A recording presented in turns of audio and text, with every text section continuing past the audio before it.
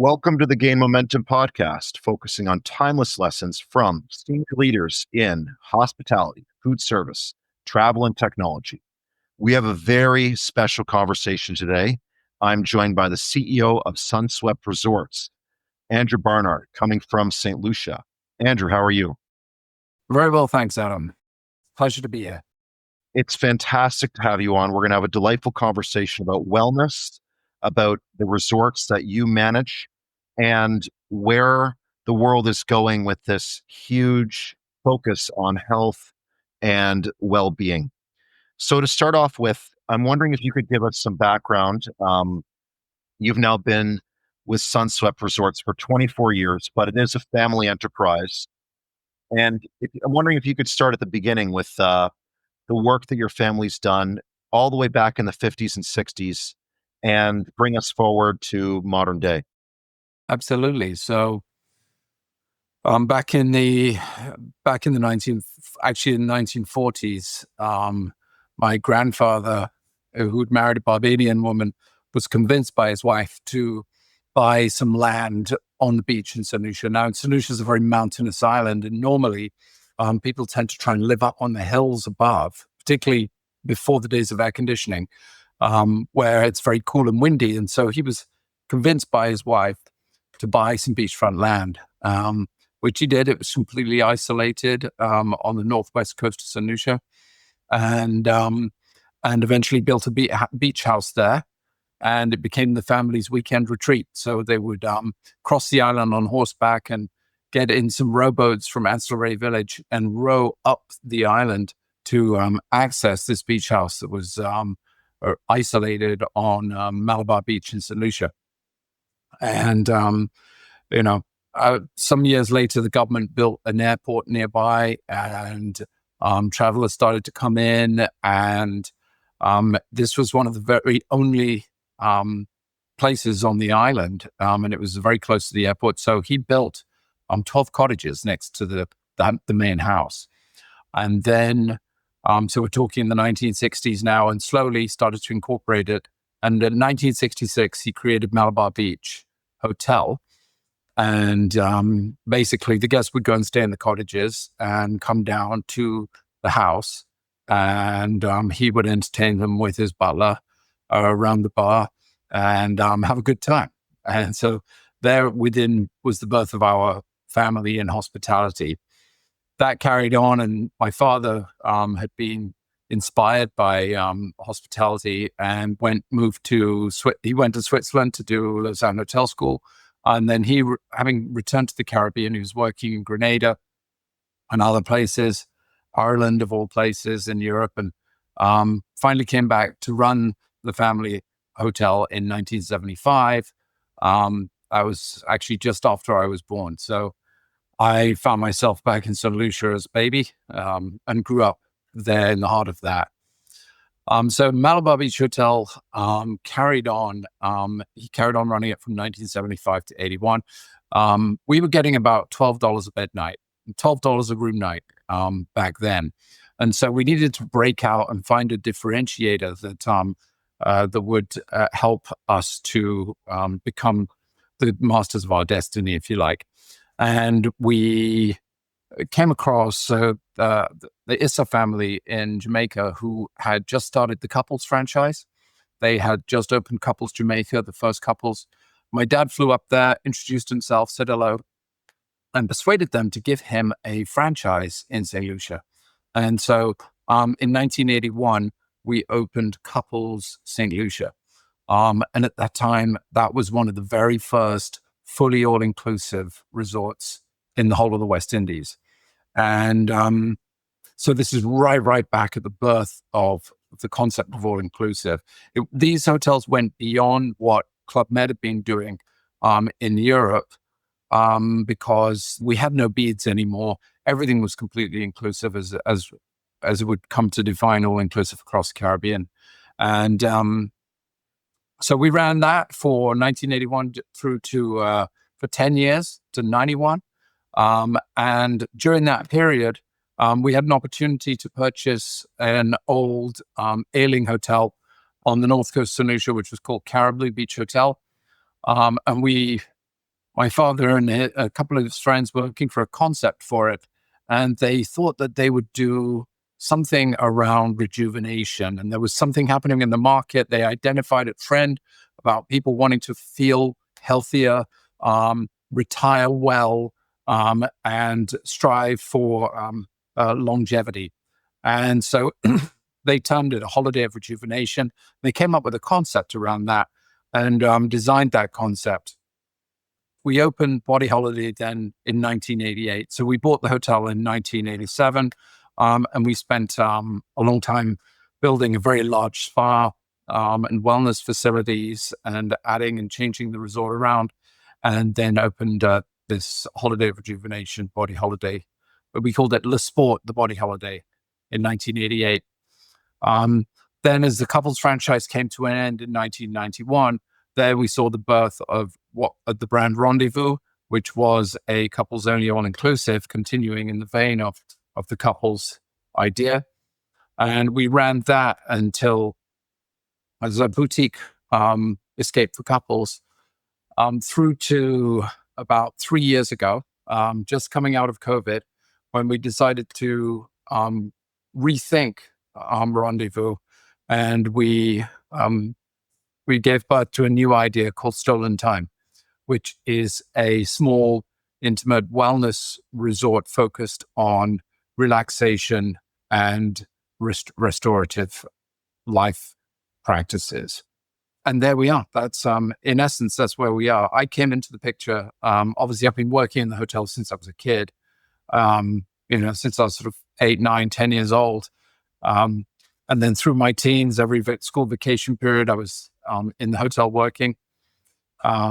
And so I know our business pretty much inside out. By the time I came back to it, having gone to Lausanne Hotel School myself in the late 90s, by the time I came back in the early 2000s, I was, fairly familiar already with the whole of our operations. So there's a bit of history. We're fully up to speed. And I'm wondering, just to set the scene for everyone who's listening from an international audience, what's so special about St. Lucia as an island in your mind? St. Lucia's a very interesting island because it's one of the few islands in the West Indies that brings together all of the sort of typical ideas of what you'd want from an island. It's volcanic. It has a volcano. It has dramatic mountains, valleys, gorges, rivers, waterfalls, a sense of that tropical idea of lost, the island environment. But as well as being volcanic, the volcano is fairly isolated in the southwestern part of the island. But a lot of the north and northwestern part and the eastern part are whiter beaches. So you get this beautiful combination of some dark beaches, some white beaches, or more honeycomb beaches, as we like to call them, with the idea of this forest and natural beauty coming right down to the water's edge. So, and then peppered with beautiful, charming little fishing villages that are populated with the most charming and beautiful people you will meet in the whole of the West Indies. I've traveled up and down the islands, and St. Lucians have a natural warmth and welcome to them that is rare on this earth. It's impressive. So you've got this fabulous, it's an envelope of love and fun and joy in an absolutely magnificent physical setting. That's the universal truth of hospitality is it always comes down to the people. And the phrase I use is the core mission of hospitality is the generation of joy. And that comes forward from the people that are there, and it halos out, this energy radiates. And I'm wondering, that this is an expression of your family. And I am wondering, as somebody who works with my father as well, is what's it like to work in a family run enterprise? Don't hold back. It can be troubling at times. It can be fun at times. And then how do you make decisions as a family? I think that we're a multi-generational family business. So, shareholding has been diluted among brothers and cousins over the generations. I just happen to be the guy who found the passion for hospitality and invested my life in it. And so I do this side of the family business. I think that making sure that communication is there is absolutely fundamental. Um, I work with my father. He's really semi-retired now, but plays a fairly active role in all the major decision making. He likes to be fully appraised. He's sharp as a whistle and sort of has excellent background and judgment after decades in the business and in the region. It's really great to have that support. Always there, a wise conseil, that can just guide. And he and I really, over the years, I think we've had a fantastic working relationship. We see eye to eye on 95% of the decisions and the ideas that we have in the business. And the 5% that we don't agree on, makes for healthy debate, and I think that if you agree on everything, perhaps you're not really going to advance as well as you might if you're not challenging each other sometimes. And so you've got to have that respectful challenge. And you've got to have the right conduits for challenge as well, so that, shareholders who are not necessarily involved in the business need to be able to voice concern, voice ideas, contribute, be heard, and have those actively addressed, in the business. So, and there are ways to do that through family councils and, proper communication and forums and everything, to make those things work. And we've tried to model ourselves on some of the great family dynasties of the United States, that, have provided, case studies and models about how to make that successful. Because, a lot of family businesses don't make it to the third generation and the fourth generation in today's world. And a lot of it's because they can't find their way through as a team, forget the word family, as a team, and align interest and have trust. So it's a big part of it. Yeah, I guess the expression is for the third generation is mold it, hold it, fold it, as they say. But establishing a multi-generational hospitality dynasty and that 5% friction that you have, oftentimes the best ideas will result from butting heads and really speaking your mind in a passionate yet constructive way. That's right. I fully Yeah. agree. Totally. So important.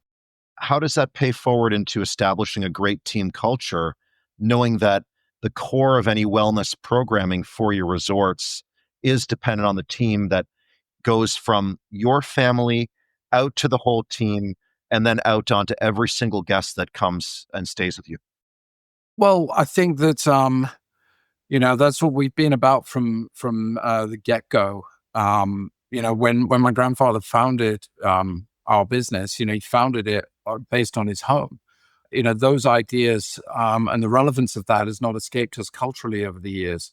And so when new people come and join us, we like to think that they're joining our family and they're joining a team who are here to welcome guests into our home. And we see our resorts as where we live and play and where we enjoy, and a place that represents our values, and reflects those values. And right at the top of that is, looking after our guests as people coming into our home. And so what that's, in large part, that's the core message that our teams receive in the induction program when they join us is really like, you are representatives now of this family. And that this is what we do. We run family hospitality. And it's so important to differentiate oneself as well in today's world where we're facing the pressure of large international chains who have regimented systems of welcome and hospitality, to be authentic, to bring that across. That's a really important thing for us. Really important. No, it's everything, right? And that is why I asked the question about St. Lucia as a sense of place, because that helps to give that authenticity that's so important.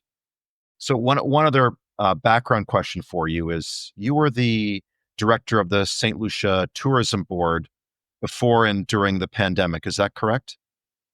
I was on the board. I was a board director. Yeah. Right. And that must have come with its own challenges as well, as tourism numbers went from whatever the airlift was down to whatever the airlift became, and then back up again, right? Yeah. Yeah, this one. Yeah. St. Lucia's economy is largely driven by tourism. 50% of our GDP, more or less, directly is driven by tourism. Indirectly, it goes up to about 64%. Um, so it's an enormously important sector for the island, as it is for many of the Caribbean islands, many of the islands that cross this West Indies. And it was a period of uncertainty, but we did what we had to do. I think once things started to come back, we really tried to see it as an opportunity. I think our government was balanced and responsive, and fairly quick on their feet. We sort of set the policy in place. The policy sat and didn't move. So one of the things that really was the key in all of rebuilding was consistency. So we set our policy in place and we didn't shift it. So the airlines knew where we were, the tour operators knew where we were, the travel counselors knew where we were, where we stood on everything, and travelers knew what it was. So there was that sense of certainty that that the travelers were looking for, people wanting to get out, needed at the time. And then I remember as a board, we conscientiously started to work very actively and proactively, I would say, with the airlines, and promised to really help support them with marketing in all the different regions of the United States. So as they started to put on new flights and build back airlift and get planes back flying in the air again, because of course the airline industry took it even worse than we did. I mean, as it was terrible. So it was about helping them get back in the air as well, and trying to build a partnership relationship. And St. Lucia actually managed to build airlift coming out of the pandemic. We ended up with a net increase in seats arriving in St. Lucia out of the United States than where we were in 2019. So by 2022, 21, we were really we were cranking it again. And we needed it because, the island had lost millions in GDP, millions in wealth, debt was climbing, and a lot of these islands are still handicapped by that. It's the legacy of COVID. It's like the illness that won't go away. We got long COVID. Should we say that? Long COVID in the debt market, but That's right. It's brutal. And being small island nations is very tough. There's not any kind of like white charger coming over the hill to save us. We're there, we're out on our own in the middle of the ocean. We just got to fight for what we can. So it's tough. It's tough. well, I think your concept that you came up with as a board of consistency in messaging and policies. We're certainly seeing the effects right now of certain countries who are inconsistent in their messaging. We're recording on July, what is the date today? July 11th. And there's some countries that are being inconsistent in their messaging, and it is resulting in faults in their tourism numbers, right? So consistency is so critical in everything. You measure twice, drill once, come up with a plan, and then stick with it and have a framework for any sort of pivoting, but don't throw the proverbial baby out with the bathwater and just flip flop around. That's right. That's well put. Yeah. Well summarized. Yeah.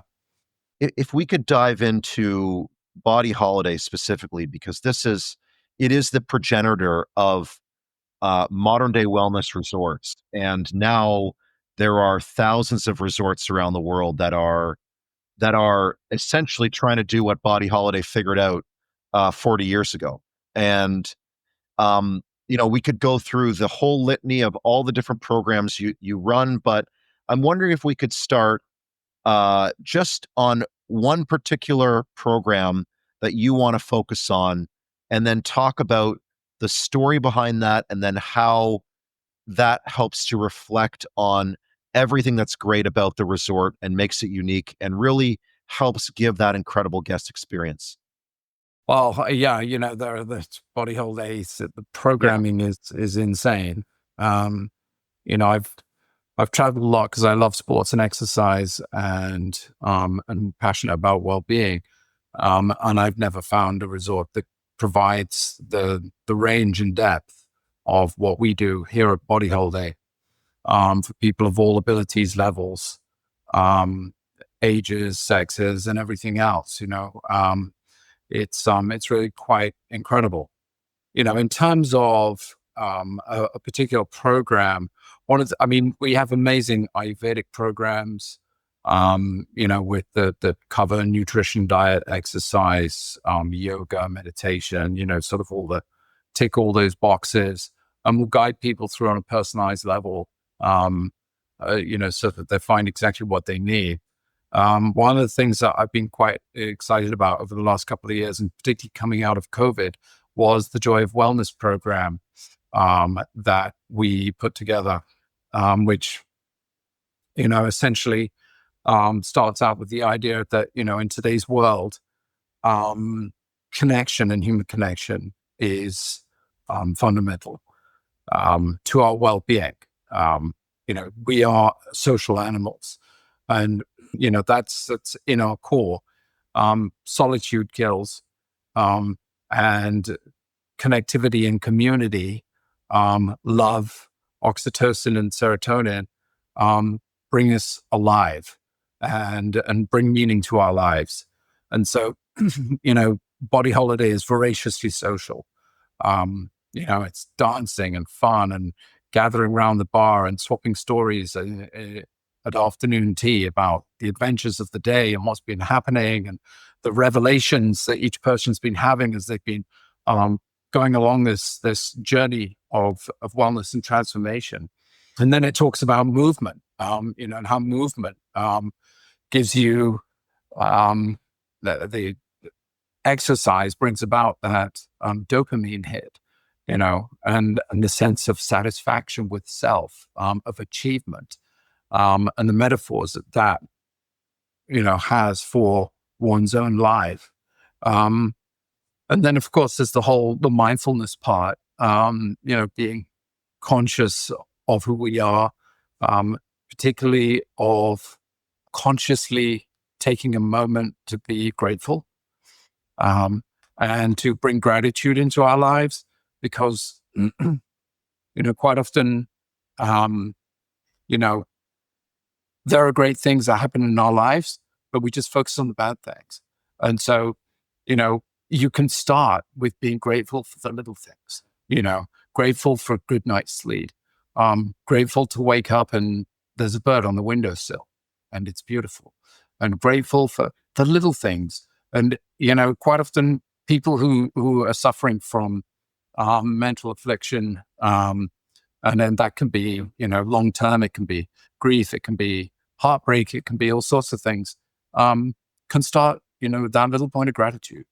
And so the Joy of Wellness program, wants, you to bring all of that into an idea, and then to appreciate nature, and then do activities in the basin of nature that help connect you to the earth again in a really meaningful way. Swimming, getting your toes in the sand, walking in the dirt, walking on the grass, um, you know, doing yoga on a wooden deck, feeling the earth again. Um, and these sort of, I think, you combine all of that together in a singular experience, obviously supported by amazing treatments and personalized diet and all these things. Um, I think is so important. Ultimately, that you said at the very beginning, you used the word joy as a reference to well-being. It is well-being. It transcends wellness because it allows us to build the quality of our life, right? It defines the quality of how we want to live. Wellness is just a journey and a tool that we're on. It's a permanent journey towards a greater state of mental, physical, spiritual well-being. And for me, joy is just the quality of my life. It's the sum of all those little things. How much do I enjoy my work? How much purpose does it drive me? How about my wife and my kids and my family and my friends and the luck that I have to eat the food that I eat and the fabulous wine and the chocolate and the indulgences, as well as the piety of drinking a green juice and feeling great for it. So yeah, that's a program that we spent a lot of time on pulling together at BodyHoliday and StolenTime in the wake of the pandemic, as people sort of reassessed the way they want to live their lives, and gave a new meaning to and put a new weight on health and well-being overall in the marketplace. People suddenly the value that adopting wellness as a core value in one's life suddenly became much, much more of a priority across the board. I think that program really went deep for me. I think it really hit the spot. Yeah, wellness is having a moment, but I'd say we're just entering the elbow of the curve in terms of how it's appreciated, and talking about the loving kindness and the gratitude of being thankful for all the small things. Um, me personally, it's waking up and hearing birds in the morning. That's a very personal, relaxing moment that just sets you and engages you as for the reality that we have. One thing I did want to touch on within there is making all this approachable, because you and I, we've drunk the wellness Kool-Aid, and we're already a little bit further on our path for mindfulness and understanding that the littlest things can give us joy. But somebody else maybe is coming with another mindset, and maybe of the 80,000 thoughts per day they're having, 60,000 of them are negative. How do you make these programs approachable and to account for people, the individual who has can run the full spectrum of bad to good, beginner, intermediate, advanced? How do you make everything approachable and scalable for both for Body Holiday as well as Stolen Time? That's a really good question. And that's maybe part of the secret sauce of how we make our business run, right? Um, the at its core, what we're about is life change, right? Whether it's just a little bit or quite a lot. People coming to a destination spa are coming because they wish to feel better or change their lives to the better in some manner or form. They're responding to something. It's either that they're on a journey or they actually need to get on it. So it's about improvement on their journey, learning better things, learning new ways. At Stolen Time and Body Holiday, there's this idea that um, it doesn't matter where you are and what status you are in on that journey. Um, we're not here to preach it at you, and we're not here um, to instruct you or be condescending about it. We're here to provide a place and a platform and the tools with which you can improve lots of different avenues of your life. So we don't want you to be. We want you to find the inspiration to improve your life, and because when it comes from within, life change is a choice, and it has to come from within and from within you, right? So, lecturing people and telling them what you must eat and telling them how much exercise they have to do every day and that they have to go and get some sleep and do this. It doesn't, it can work in the short term when you put them on a regimented program. But I find it much more effective. And this is what BodyHoliday does and what differentiates it really, is if you can actually make people want to do it, by themselves. Um, and so, and it doesn't have to be groundbreaking. It has to be lots of little inspirations that add up to a great increase in the quality of your life. You know, um, the British Olympic team, cycling team, that dominated the Olympics in 2012.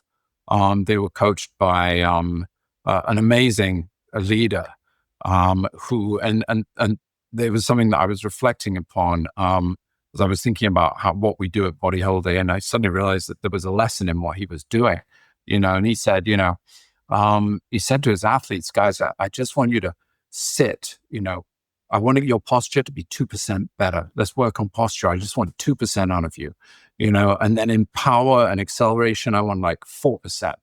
And they would work on to get 4%. And then I want like endurance and to be 3% better. And I want your last lap finishing time to be 2% better. And I want, so he didn't try and transform them into some mega athletes, this or that. He gave them small little things that meant that overall, they ended up at 10% better. Right? It wasn't about it's all the little things, to your point, how do I wake up in the morning and feel 4% more grateful generally across the day by just a few times pausing to think, look at that. That is great for me in my life. Look at the way my wife just smiled at me, or my daughter's hug when I got home, or the interaction I had with some guy down at the donut shop, or let's not talk donuts, but the interactions that you have on a daily basis, and feel more joy, connect with your colleagues, connect with your family, have more meaningful relationships in your life, breathe, take a moment, be mindful of the things around you, make better choices in how and what and when you eat, exercise perhaps a little bit more efficiently than what you're already doing, change your posture a little bit in the gym, and suddenly you're cracking out like 5-6% better performance. Learn about your hydration, nutrition before and after you work out, to get this little bit extra out of it. And, what are you supplementing? Is it suiting your body? Ayurvedically, is the food that you're putting into your body suited for your body type and your metabolism? If you tune just a couple of things, drop off a couple of ingredients and replace them with a couple of things, how's that going to change the way you feel? And it's all just little marginal improvements. I like to think that BodyHoliday changes lives by giving people the inspiration to change them. You come here and you're enveloped in an atmosphere of support and love and friendship and camaraderie and joy. And from that, you go, this is something I want to feel part of, Yeah, the secret, and I make it sound simple like that, but actually, the delivery of that is very complicated. But we've been doing it for 40 years, and we're listening to our guests, listening to the feedback, going back and revising, rethinking what we're doing, not trying to overcomplicate it, not rushing down every channel, every sort of new fad, rushing behind each new fad, sort of trying to introduce that and this and everything else, when in actual fact, it's humans that make the difference. The expression I use is 0.1% better every day. And There you I go. think that's, reasonable. You don't want to set the expectations too high, but 0.1%. And with these life changes, these personal transformations, you're bringing people in to show them what's possible over an average length of stay of, let's say, A three, week. three nights a week. Yeah. Well, a US stay is actually longer than you think. It's nearly a week. Wow, that's great. People really, People really do commit. Obviously we've got people coming in for long weekends, 4 nights, 3, 4 nights over the weekend, sort of a Thursday to Sunday, Thursday to Monday. But a lot of people, understand that, if you really want to get the best out of a destination spa, your body needs a little bit longer to allow the metabolism to fundamentally change, to reset. And so that's why, our promise, give us your body for a week and we'll give you back your mind, is intentional. It's like, if you give your body 7 days, you have time to a couple of days of reset and to start a detoxification. Around day 3, day 4, you crash with the sort of the release, toxins start flooding out. You've been doing your yoga, you've been doing your stretching, your exercise, fresh food, enjoying yourself. Suddenly, boom, and then day 5, day 6 is like, wow, you feel it growing inside of you. And day 7, you're ready to go back and hit the world running again. And you've had that transformational experience. To try and think that you can do it in 3 days. Yeah. You can make progress and you can get a good feeling, but you're not going to get quite the transformational edge that a 7-night stay is going to give you. So sorry for the interjection, but I just think it's an important point to bring across. It's a perfect illustration because, the assumption here, me as thinking like the average consumer is saying, well, we're just going to go for a long weekend to a resort and then we're going to have a great experience and then come back and we're going to be magically changed and forever transformed. But really, the body needs more time, and or dare I say that the body mind needs more time to bring in the Deepak Chopra term in terms of how everything's connected. So having that as your motto then informs the marketing and the commercialization of the product to ensure that you're getting guests in for that length of stay where you can deliver a true transformational experience. That's right. Yeah. On that note is, so guests are coming to you, and then part of the transformation is the after effect, what they bring home, and then initiate the change afterwards. And I imagine that Body Holiday has a regular group of people who they come back time and again. They're your customers for going on decades. How do you build upon past past stays so that way people can keep coming back to you and have a continual transformation throughout the course of their life?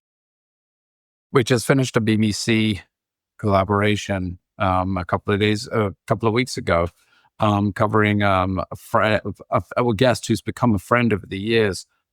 She started coming when she was 21 in the early 90s, and returned on this trip over the past earlier in the year with her daughter, who was also 21. So she's returning. She's bringing her daughter for the first time at the same age that she was when she first came, when she was 21.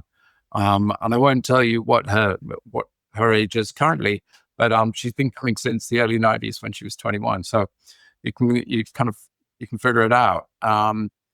And she's Body Holiday has meant different things for her at different stages of her life, through marriage, through family, through divorce, through professional stress and turbulence, challenges, through bringing friends here, meeting with friends over the years, and having loads of memorable experiences.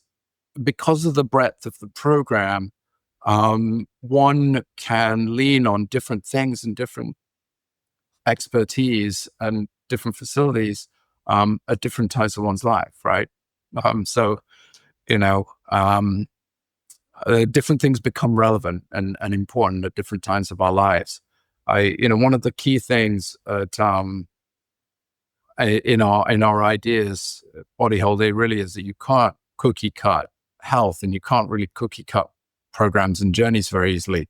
The guests, every single guest who comes is an individual and has a different history and has different ideas about their future. And you need to be able to look after and cater for them where they are on that journey. Over throughout the year, Body Holiday does well over 50% return guest ratio. And in the high season, it can be sort of 60, 70% upwards return guests. So it feels, once you start coming, you come the same week, year on year, because often, that's your life schedule. And some of our guests comes 2 and 3 and 4 times a year. Every quarter they come, or once, twice during the year, once in the spring and once in the winter, or whatever, in the fall. So,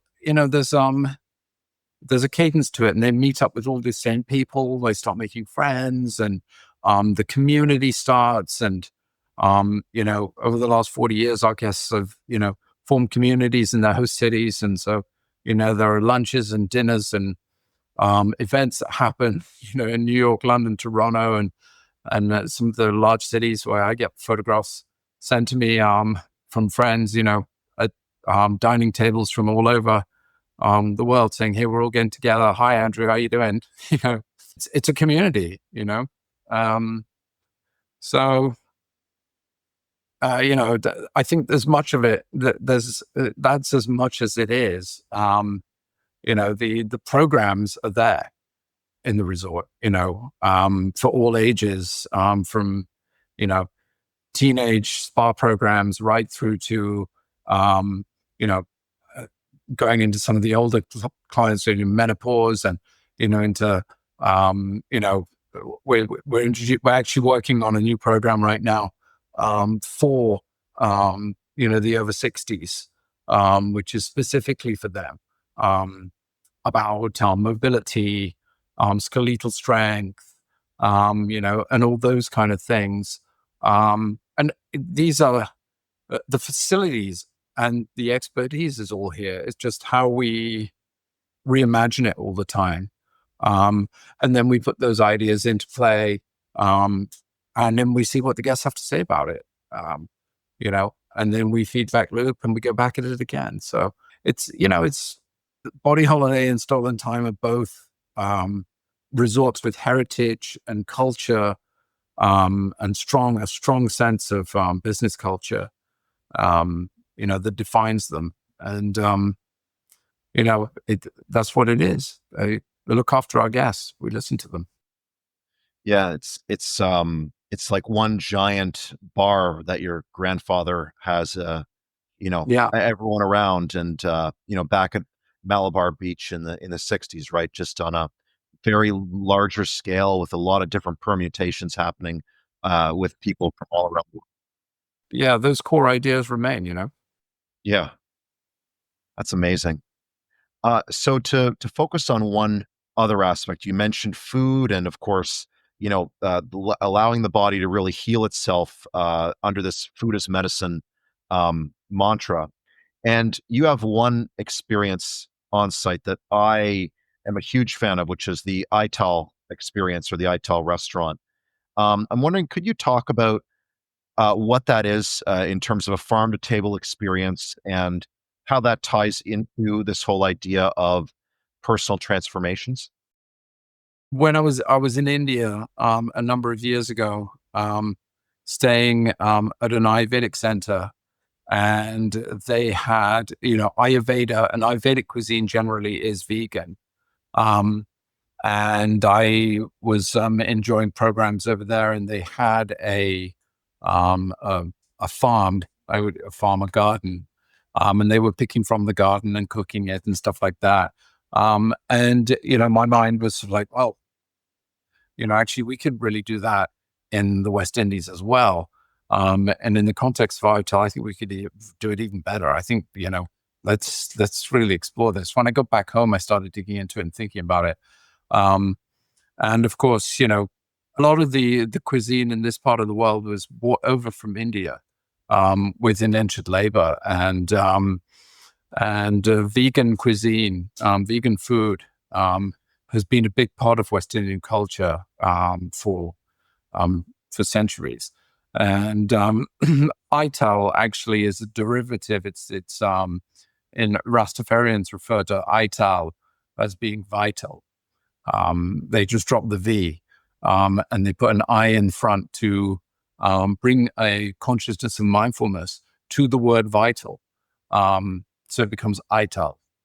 And so ITAL cuisine, which defines the Rastafarian way of eating, is about fresh, plant-dense nutrition to feed body, mind, and soul. And so, it seemed like the natural way for us to take forward a farm, and we started building it many years ago at BodyHoliday.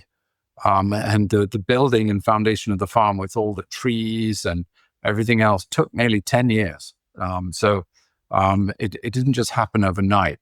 It was a very much a long-term project. So we cut terraces and made tree roots dig in, and then cut more terraces, and then built up the things, because we're quite mountainous. We're in a valley here at BodyHoliday, surrounded by things. And we ended up with 4 acres, under planting, with everything from citrus to tamarind to mangoes to papayas to moringa, and then you've got all the beans and the peppers and the small leaves and fresh leaves, and carrots and tomatoes, and on and on it goes. And so we've ended up with this absolutely fabulous organic garden. But it's really, and then the guests are brought through the garden with our Rastafarian hosts, who are experts in tropical organic agronomy, and they would speak about how all different plants interact with each other, how it nourishes the soil, how each plant nourishes the soil for the next one next to it, and the crop rotations, and how we deal with pests in a natural way, and all that. And they're invited to actually do the culling, not the culling, to gather all the food that they're going to need for the lunch. And some people are in the salad area, some people are doing beans, some people are doing tomatoes, and this and that. And as we get to the top, there's a washing area, and all the produce is washed, and the guests kind of can wipe their sweaty brow down with a lime towel and some kaffir lime water, and some coconut water to rehydrate.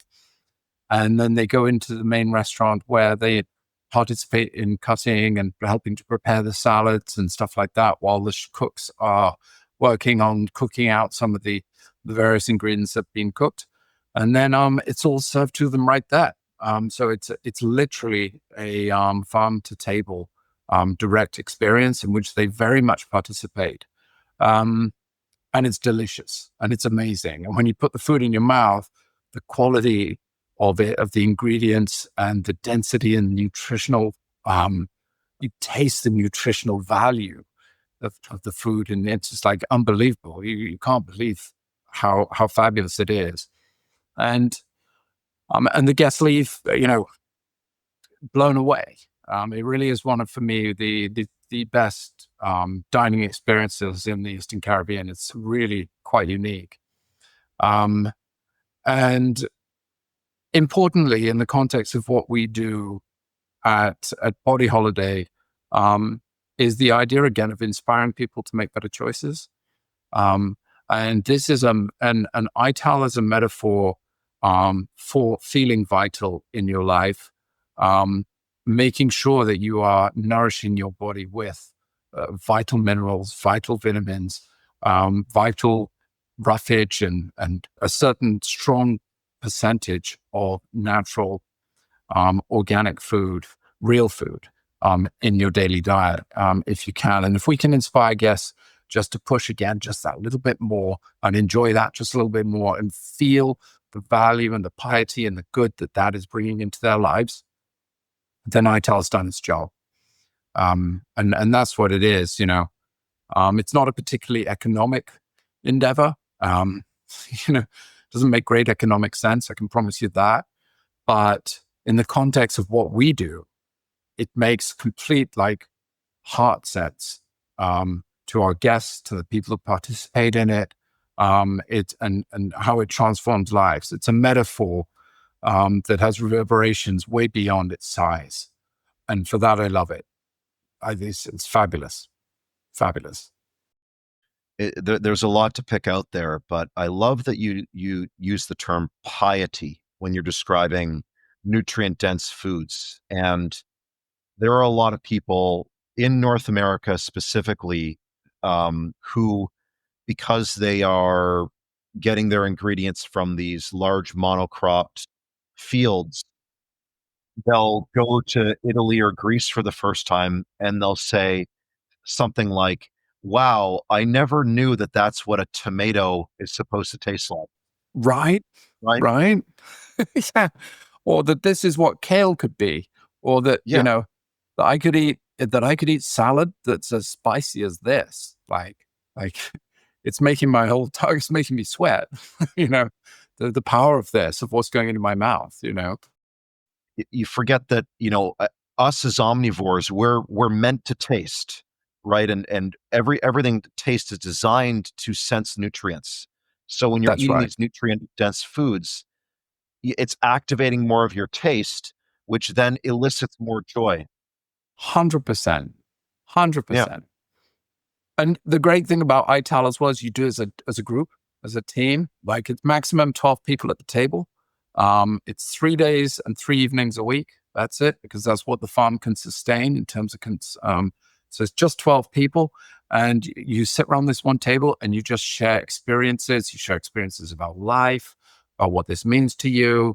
And Ratoya, our host, our Rastafarian host, she just inspires people to sort of, I mean, she's beautiful, inside now. And she inspires people just to like come alive with this stuff. And the way she speaks about it with such passion and authenticity, to your point, the whole thing is just, it's awesome.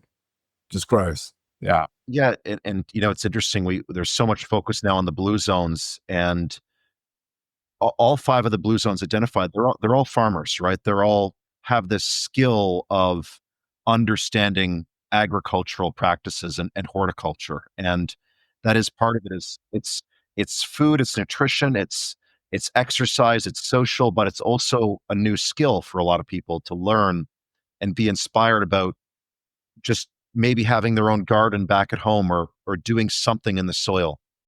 That's so true. Yeah. And it really, it makes people, it makes people feel very special. Um, Connecting to the earth and gardening, is a very important thing. Yeah. It's immensely important. But that is a segue. A large part of health now is also the learning of new skills, whether it is gardening, but also skills can be connecting with your creative side, in various ways. That could be dance, painting, journaling, even archery as a skill. And there's a lot of new evidence coming out to support how the learning of new skills and creative endeavors help to prevent or even reverse signs of dementia. So, whether we can talk about that in clinical sense or medical sense, but just the well-being sense of new skills, I'm wondering if you could talk a little bit about some of the new skills programs that you have at Body Holiday as well as at StolenTime. Yeah, sure.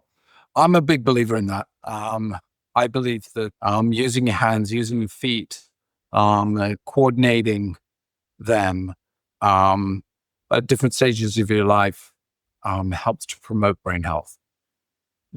It encourages neurons to keep on working, to keep on talking to each other, um, and opens up new pathways in the brain that that are key for mental well-being.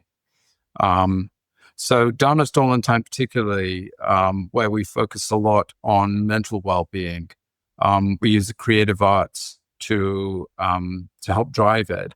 Um, Dance, for example, it's a physical activity and it's great for your health. But very importantly, um, dance is a coordination process in the brain. You're listening to music, you're listening to a beat, which is as old as time, and every culture on the planet has dance integrated into it in some important manner and form. It's ritualistic. Often it defines, men and women courting. It defines partners bonding. It defines joy and fun. It can be men challenging each other. It's so many different manifestations. A dance in that process, as you learn dance and you learn different dance from different cultures, like tango and salsa and pole dancing and line dancing and all this stuff. The coordination and the movements and the music and the everything else is actually working your brain as much as anything else. And so the dance program at both of our resorts is important and significant, and really a really great part of health and well-being. Of course, painting and art and all of that, the creative expression, really helps people mentally, spiritually, to express themselves. And I think it's a really important part of feeling good about oneself. When you finish creating a really great piece of art, or, some kind of expression on a page, there's a certain feeling that comes inside of you. It's unavoidable, and it's part of the creative process, and our brains need to be exercising that creative element. That's why art and the culture behind all of that is so important across the planet. Yes, we need business, and yes, we need the technology and all these kind of things, but we must not let it replace our creative process. And giving people the opportunity to sit down in front of a canvas and a piece of paper and draw something out, or paint something out is rare for a lot of people these days. They don't get the opportunity to do it, and they suddenly do it, and it comes with excitement. It comes with stress relief. It comes with people often start thinking about what they want to do in the future. It promotes a lot of onward thought. So we do a lot of that stuff as well. So yeah, it's very cool. Very cool. It is very cool. And you mentioned that, we used to do those things as children, but now we are seeing a movement around adult play and the acceptance of the fact that we need to be playful beings well into our Yeah, adult life. Like, we can't just be serious all the time. That's not how we're designed. You know, that is correct. it's truly, it opens this horizon for so many different experiences and so many different ways to make wellness approachable for people. Maybe some people want to doodle, maybe some people want to dance to a musical instrument, a drum circle, whichever, but they can decide as long as you have those programs available to them. It's fantastic that way. Beautifully constructed. And when you tie that in with like sound healing and meditation and yoga and visioning sessions, and stuff like that, when you combined it in with that creative process, um, it amplifies it massively. You know, it's not just the individual activity on its own. It's having given yourself the opportunity to do that and then have it amplified. And so that's part of the secret of what StolenTime does in its approach to um, sort of a mental health and relaxation, and resetting yourself in a mindful way in a noisy and confusing world.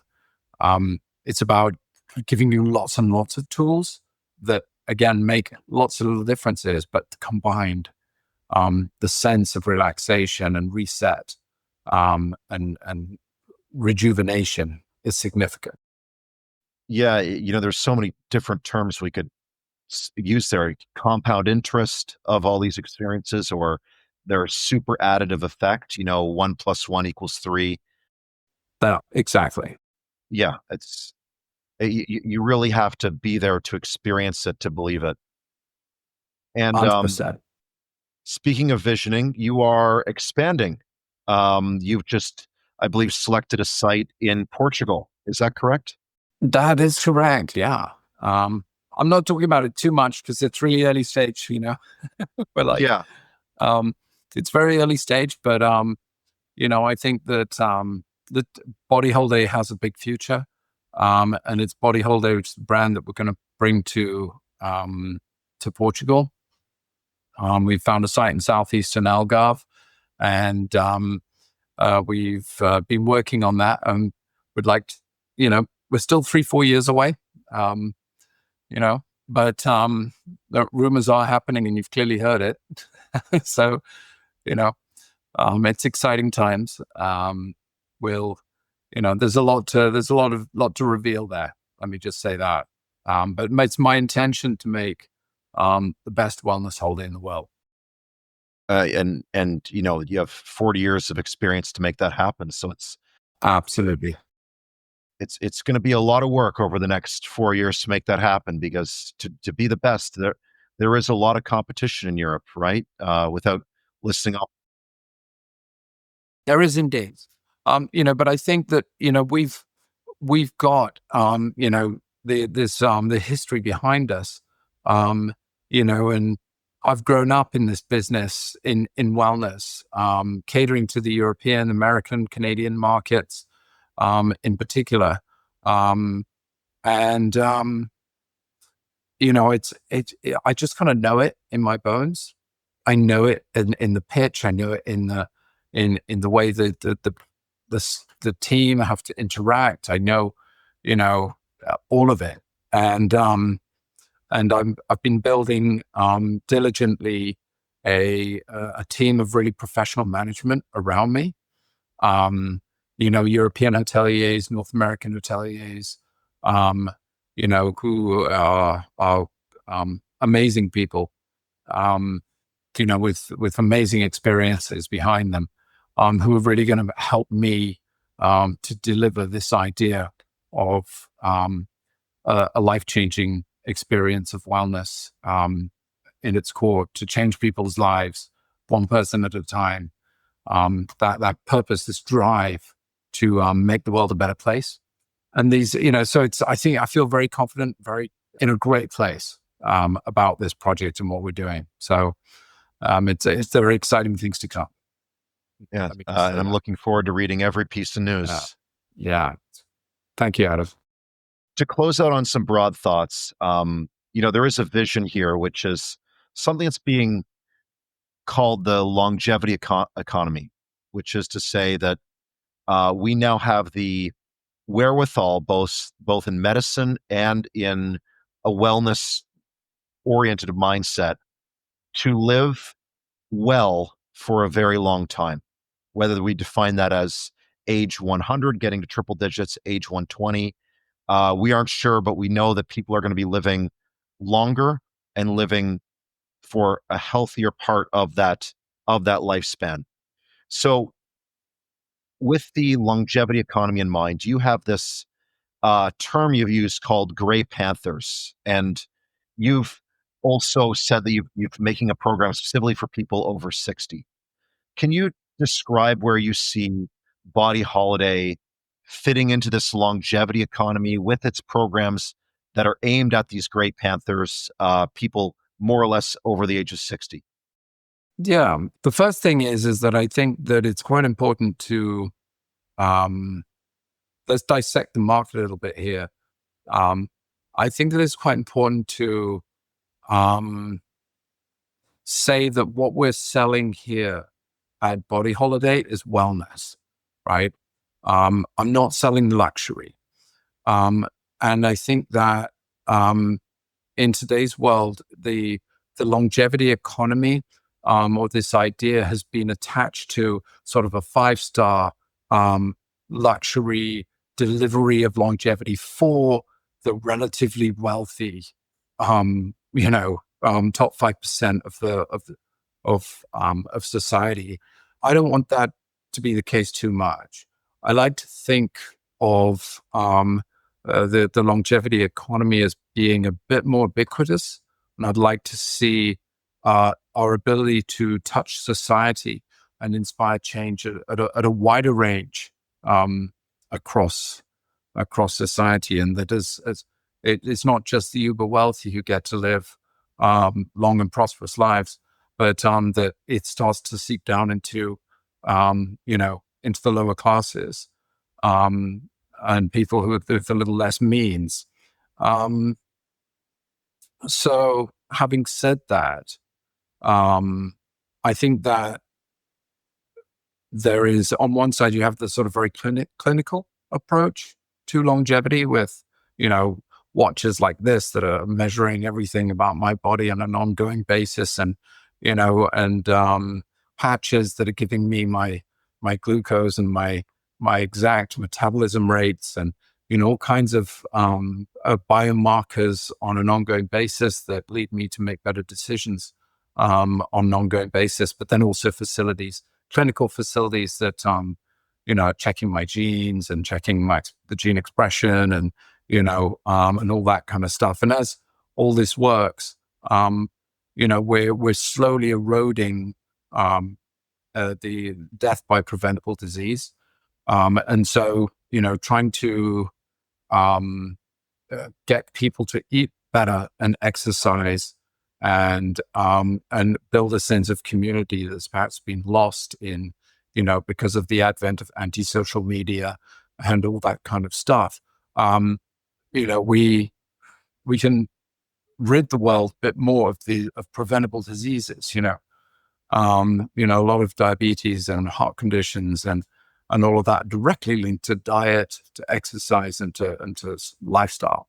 So I'm kind of rambling on a bit about this, but I feel quite passionate about it, because it's not, a lot of these things are small wins.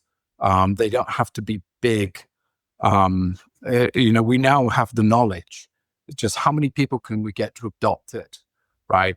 And it doesn't have to be big, fancy diagnostic machines and all that kind of stuff to bring a population as a whole to a healthier and better place, a place where the quality of life for everyone is better, where healthcare is less burdened by obesity and diabetes and mental health problems that are preventable from the onset with the right community spirit, the right nutrition, the right exercise facilities, the right architecture and building and interaction, and all of these elements all play part in the longevity economy. The Global Wellness Summit has Global Wellness Institute as a moonshot to be rid of preventable disease. And, I think it's a noble thing. That's where we need to be bringing the whole population. So in our ideas, at SunSwept and BodyHoliday and StolenTime, a lot of, we do have the clinics, and we do have the blood draws and the endocrine analysis and all the different things. But for me, just don't get rid of the basics. Encourage people to eat well, exercise, feel community, spirituality, and stay fit through their lives. And the longevity economy will fly. We're all trying to make money on it, but in actual fact, it's a value set, right? That's really what I have to say about it. I think the biohacking industry is great. I supplement, I look after what I eat and how I eat, and I indulge with purpose, but in bits, and I exercise and all that kind of stuff. But it's living well and mindfully is the greatest biohack that you can do, right?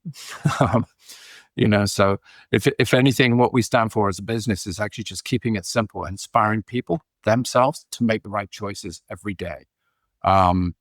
So that's the kind of the longevity economy. And then the idea of Grey Panthers as sort of over 60s who are, living a good life and well life, and intend on living long, with active retirements. Those fundamental ideas are the ideas with which my father started BodyHoliday in 1988.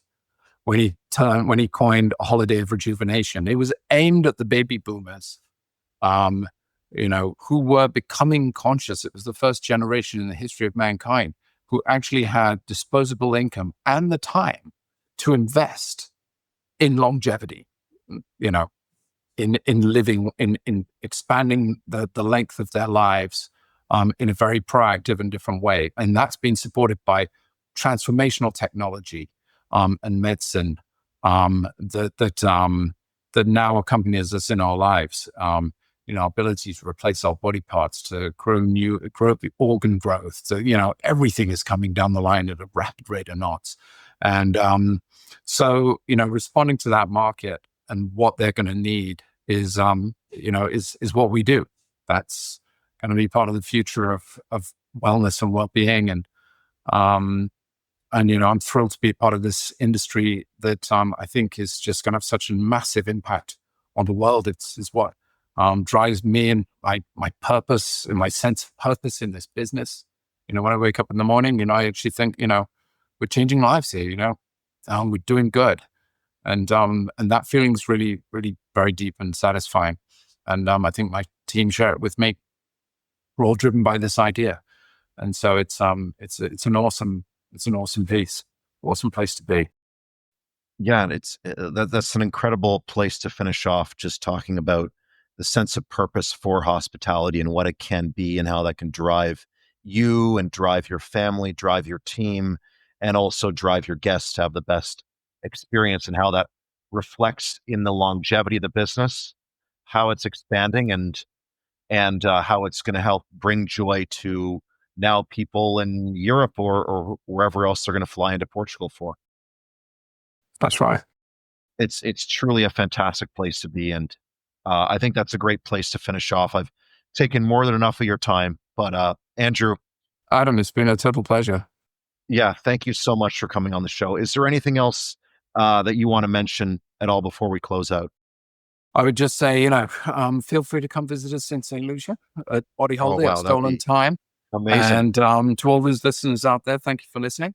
I'm very humbled for taking time.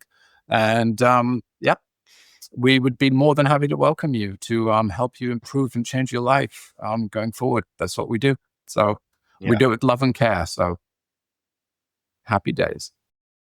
Yeah, and I think for every hotelier who's listening here, a 1 week stay at BodyHoliday is a month to understand what's possible and what it can mean for changing the lives of every single guest, every single traveler around the world. So, Andrew, thank you so much. It's been an absolute delight. Thank you for making the time. Thank you, Adam. And thanks to everybody out there. You guys take care. All the best. Bye-bye. Thanks for listening to the Gain Momentum podcast. To stay up to date, make sure to follow or subscribe wherever you get your podcasts. For more information about Gain Advisors, head to gainadvisors.com.